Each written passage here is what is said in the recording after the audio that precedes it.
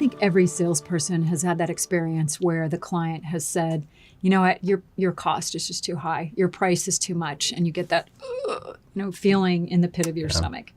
And, unfortunately, we find that many of our clients deal with price objections after they've made a proposal, and then they get caught into this kind of vicious circle of addressing objections and handling and kind of almost defending and backpedaling, when there's a much more effective way to avoid objections. And that's by what you do before you even present your solution to the client. So what you're doing up front can set you up so that you can really minimize those price objection opportunities.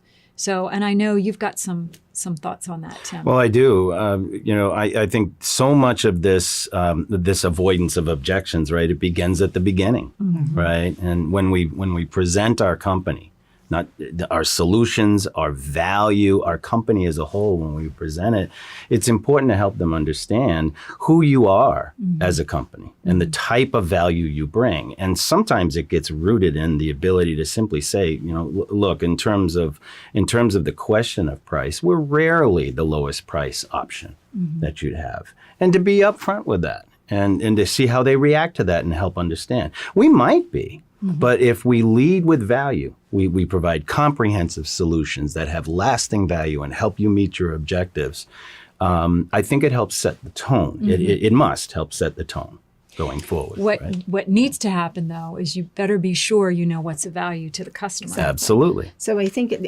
from that perspective I think it's really critical that your salespeople understand how to ask questions, right? And really conduct a proper understanding of what the client values and what is that they are willing to pay for.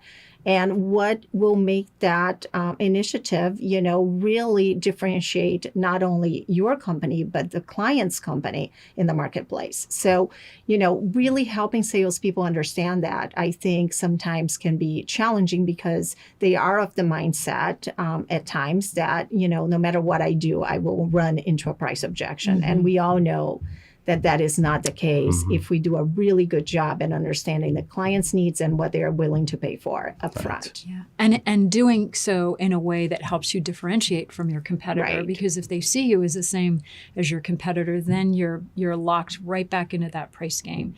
So by understanding what's critical to them and why, definitely can set you apart.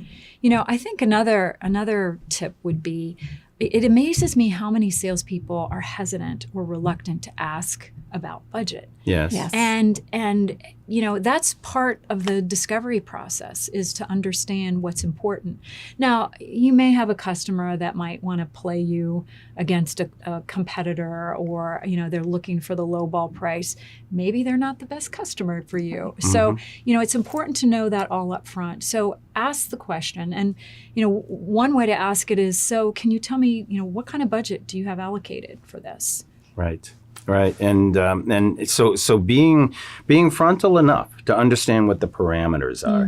It's certainly important to understand what the possibilities are at this company, right, or at this prospect. But it's also important to understand that if their budget is at X level and what you believe they need to do in order to meet their objectives is at a higher level, well, I think that allows for that frank conversation right there. And it also, if it's not going to work, it certainly saves time on your behalf. Well, right? Isn't that the truth? Sometimes that's another pitfall, right? We avoid that conversation and then we find ourselves like, now what do we do from here, right? Instead of having the conversation and making the decision early on.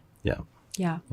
So we've talked about the most important way to deal with objections is to deal with them before they even come up. And that's by doing your homework up front and avoiding them as much as possible by having a really clear understanding of what's of value to the customer, communicating that value in a way that makes sense to them and is where they can see the benefit that they're getting over your competitor, and also just asking some really, direct, respectful questions around their budget parameters and what they expect to pay. Yes, I think those are great tips.